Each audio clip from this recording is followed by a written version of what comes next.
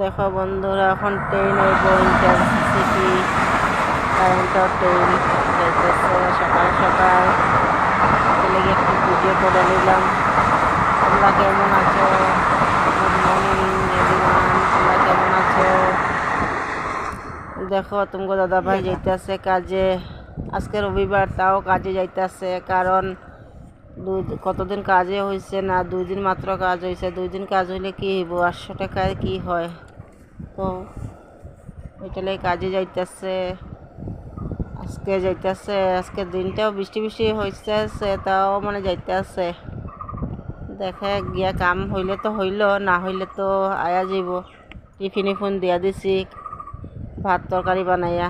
এক তরকারিও বানাইছি গো, কি বানামু, কাজে উজিও হয়েছে না কিচ্ছু না।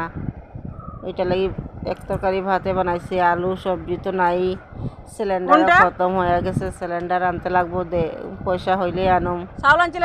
এখন কাজে যাইতেছে।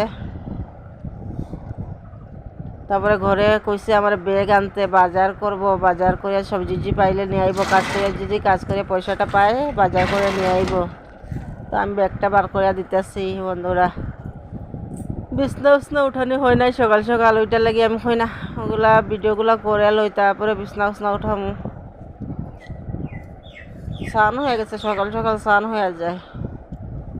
আমি ব্যাগটা দিতে আসি তোমাকে দাদা বাইরে দাঁড়াইছে ওইখানে। এখন